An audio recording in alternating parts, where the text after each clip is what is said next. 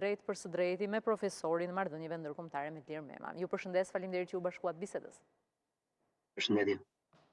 Profesor, si mund ta lexojmë situatën aktuale? Pranimi i, le të themi, një armpushimi nga Irani dhe më pas post situata e bisedimeve, një situatë e brisht aktuale si kundër e kemi parë, apo shohim një përdorim të Libanit për të mos pasur qetësi në rajon dhe nga Vjena i është vetëm Izraeli i përfshirë, apo pyetja lind nëse Amerika vijon të jetë mbështetje, edhe pse duket paktën nga ky armpushim ta konsideroj veten jashtë asaj që është thënë se është biseduar. Atëherë, disa gjëra janë të qarta. Së pari, kemi fituar pak kohë për qetësuar gjakët, pra pardje ishim duke pritur të një sulm të tmerrshëm ndaj Iranit, të paktën diplomacia ka triumfuar paktën si për 2 ditë.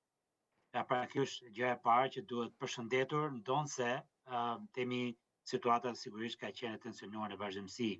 E dyta, është e qartë që Shtetet e Bashkuara janë të interesuar për një tërheqje nga konflikti, pra për të ulur pak tensionet, dëshiron që të ndoshta ata mbyll këtë konflikt plotësisht. Kur flas Shtetet e Bashkuara, flas kryesisht zoti Trump, mund të flasim këtu për arsyet pse, duke përfshirë arsyet politike në politikën e brendshme amerikane. Dhe treta, pastaj është e qartë që aktorë të tjerë në rajon nuk dëshirojnë që ky konflikt të mbyllet, flas këtu për Izraelin, por ndoshta edhe për vende arabe, të cilët dëshirojnë që meqense konflikti ka filluar, duhet të mbyllet deri në fund.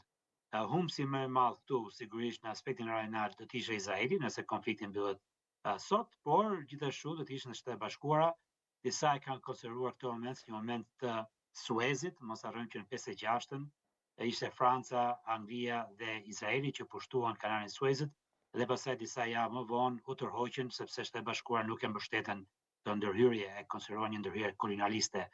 Tani tashmë jemi si bie 70 vite më vonë, fiks që nga ndërhyrja në Suez, ku Shtetet e Bashkuara nuk mbështeten tashmë nga Franca, Britania e Madhe, nëse duke i kanë kthyer favorin që i bëri Shtetet e Bashkuara atko, dhe të është për të parë nëse Izraeli mund të vazhdojë ndërhyrjen në Iran pa mbështetjen e Shtetet e Bashkuara. Për mua të paktën është e qartë që Izraeli dhe ndërhyrja në Liban është thjesht ndërhyrja edhe përpjekja e Izraelit për të minuar këto negociata, sepse sigurisht i konsideron negociata të dëmshme për interesin kombëtar të vendit të vet. Do të shohim vijimsi të paktën nga referuar deklaratave të Hezbollahut se do të ketë sulme të vazhdueshme ndaj Izraelit pra në momentin që shihet ky sulm kundrejt Libanit.